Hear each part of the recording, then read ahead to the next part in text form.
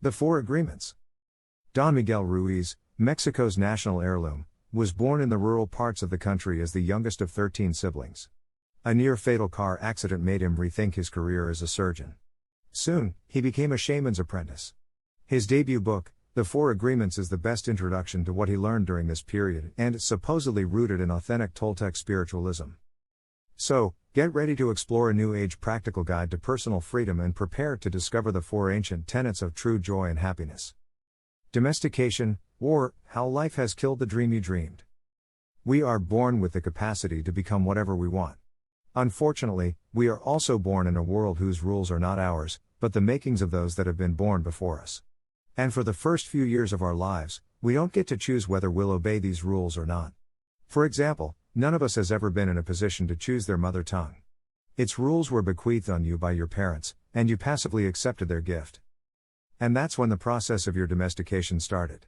First, you were given a name, then taught the names of other things: mom, dad, milk bottle. Afterward, you learned about the good and the bad, what to do and what not to.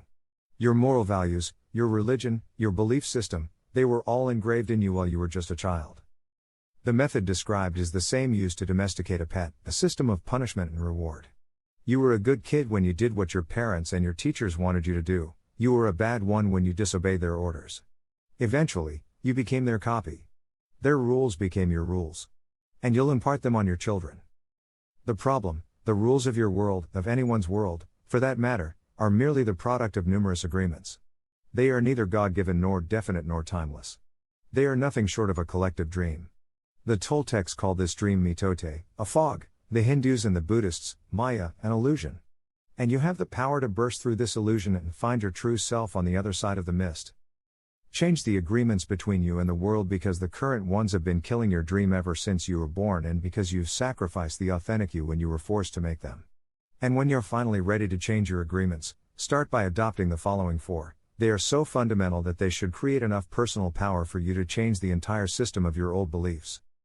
The first agreement: be impeccable with your word. The first agreement is the most important one, but it is also the most difficult one to honor. And it is rather simple. You should be impeccable with your word. Words are immensely compelling. The King James Version of the Gospel of John explicitly states that they preceded everything. In the beginning was the Word, and the Word was with God, and the Word was God. Nothing existed before God gave an order for something to exist. The orders consisted of words. People are no different. They have created some worlds with their words, and they have destroyed others. Just compare Hitler and Shakespeare. The former was able to manipulate a whole country through his use of the words. The latter was able to sculpt, solely out of words, three-dimensional characters that today seem more lifelike than real people: Hamlet, Macbeth, Othello, King Lear. The word carries extraordinary potential. It is the tool that makes us human. It is the tool of magic. Use the right one at the right occasion, and you can change someone's life. Use the wrong one at the wrong time, and you will destroy someone's dream. Ruiz writes that every human is a magician. We can either put a spell on someone with our word, or we can release someone from a spell. Indeed, since our mind is a fertile ground for words and their creations, opinions, ideas, concepts, gossip, we cast spells all the time with our judgments. Tell that friend of yours who likes to sing that her voice is ugly, and the ensuing doubt might cripple her ability to sing. Tell someone in pain that you're there for them, and they may once again find the will to live. Being impeccable with your word means not using your word against yourself or anybody else. When you think about it, the two mean pretty much the same, because if you call someone stupid, you're not just using your word against them, but you're also using it against yourself, because that person is going to hate you for this, and will start using their words to cast black spells on you in the future. On the other hand, if you love yourself and treat yourself with affirmations daily, you'll be able to love other people as well. Moreover, this will also give you the immunity from anyone putting a negative spell on you, since it will transform your mind from fertile ground for words that come from black magic into one accepting only words that come from love. The second agreement: don't take anything personally. The second agreement, just like the other two, stems from the first one and can be formulated thus: don't take anything personally. You are not the center of the world.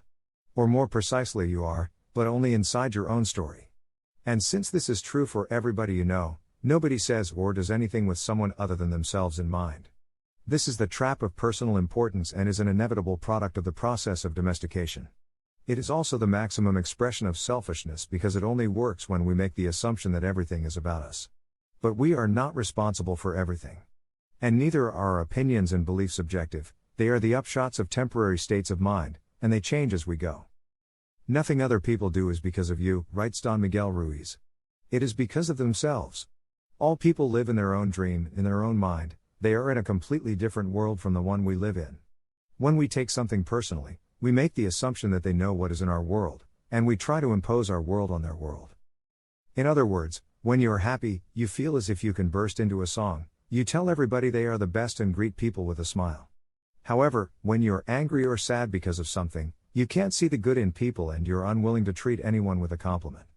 If happy, you tell someone how perfectly they sing, not because of the singing, but because of the way you feel. Just as well, if in times of desperation, you tell someone to shut up, it's not because of their voice, but because you don't feel like listening to a happy song.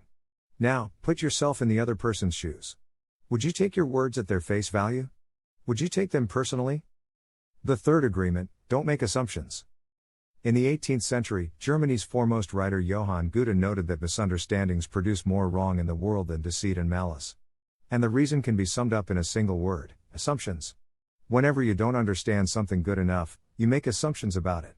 And even though these assumptions are, by design, based in your mind and not in reality, you think they are true. And that's when misunderstandings transform into deceit and malice. An example: you're walking in the mall, a likable person turns to you and smiles, then walks away. Numerous different ways explain the event, but you only make certain kinds of assumptions. Oh, this person really likes me, you think, and in your mind, you form a whole relationship out of it, all the way to marriage. But, say, you're already in some kind of a relationship. Suddenly, your real life doesn't seem as happy as it had seemed only yesterday. How can it be any different? No reality is as perfect and naive as your fantasies and dreams.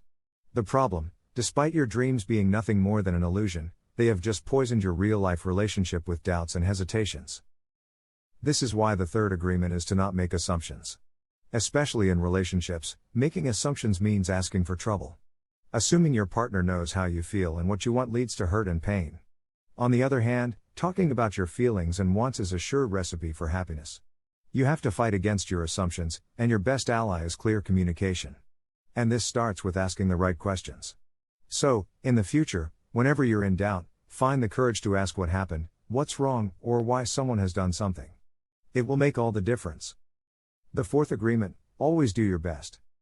The fourth and final agreement is the one that allows the other three to become deeply ingrained habits.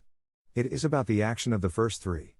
And it is, once again, a straightforward but challenging agreement: always do your best. None of the first three agreements will work if you don't do your best at all times. By doing your best always, and over again, you will become someone capable of being impeccable with their word, someone who doesn't take anything personally, and someone who never makes assumptions. And that's because when you do your best, you leave no room for regret or for your inner judge to criticize your habits. You will certainly make numerous mistakes along the way of breaking free from the agreements of the past. If you did your best to avoid making mistakes, you will always be able to find the strength to take the next step. And that's what it's all about, isn't it? Moving on. If you do your best, writes Ruiz, you will become a master of transformation. Practice makes the master. By doing your best, you become a master. Everything you have ever learned, you learn through repetition. You learn to write, to drive, and even to walk by repetition. You are a master of speaking your language because you practiced. Action is what makes the difference. So, act, starting now. Though fairly simple, as all wisdom ultimately is, Don Miguel Ruiz's 4 agreements might affect you in a life-changing, world-shattering kind of way. After all, it already has affected millions in this manner. Why should you be the exception?